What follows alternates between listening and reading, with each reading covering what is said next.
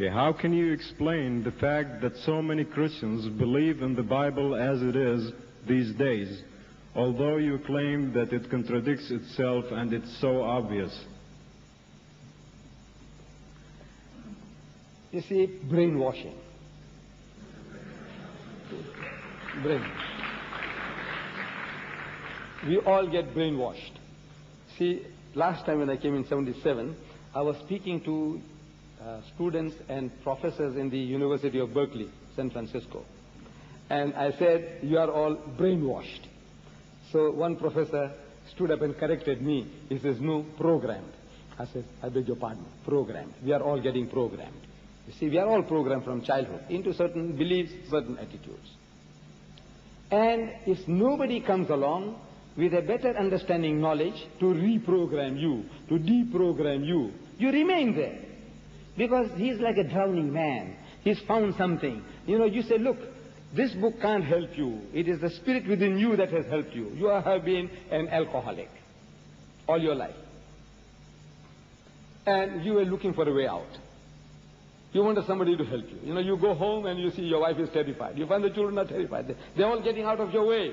You know what's going on. You know it's terrible, it's horrible. But what can you do? What can you do? You don't like it, but you are helpless. You are in the clutches of this devil, alcohol.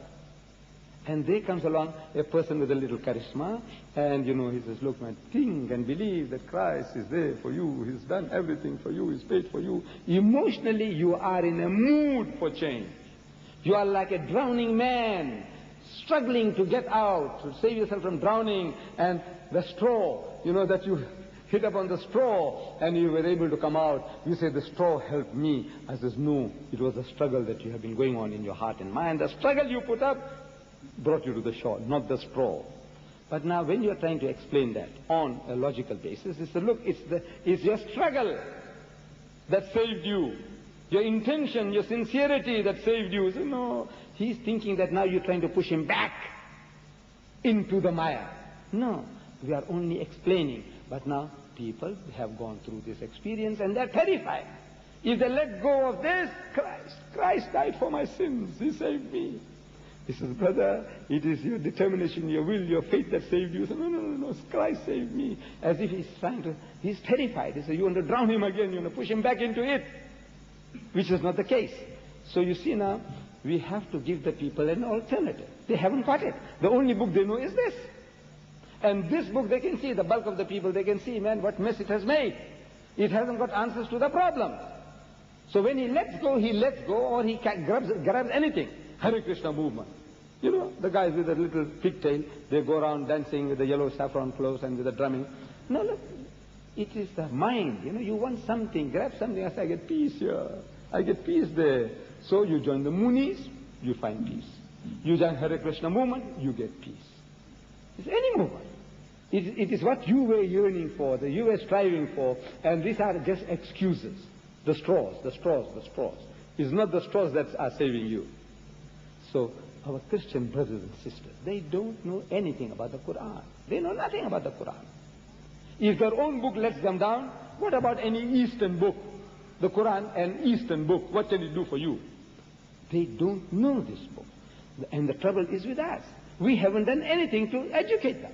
We ourselves, we don't know anything about the Quran. The bulk of us. How do you speak to a Christian? My Arab brothers. You see, look, no knowledge. You are good Muslims. At heart, maybe you are good Muslims. You know the Quran. But how are you going to explain to them what the Quran says? In your heart and mind you understand when you say, Bismillahir Rahmanir Rahim, in the name of Allah, most gracious, most merciful. وَإِذْ قَالَتِ الْمَلَائِكَةُ يَا مَرْيَمُ وَإِذْ قَالَتِ الْمَلَائِكَةُ يَا مَرْيَمُ إِنَّ اللَّهَ اسْتَفَاكِ وَطَهَّرَكِ وَاسْتَفَاكِ عَلَى نِسَاءِ الْعَالَمِينَ.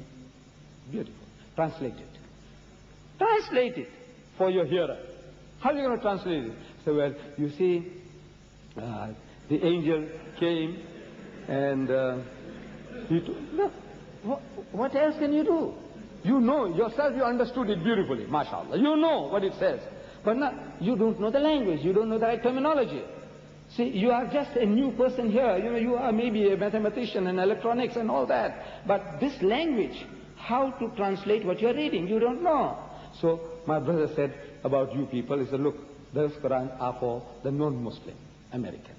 He didn't use the word non-Muslim, but that's what he meant. American, most of you might be born here, you're also American. Muslim, born here, you're American. But he said, no. He had in mind non-Muslim American. So you let them have it. But that's also not good enough.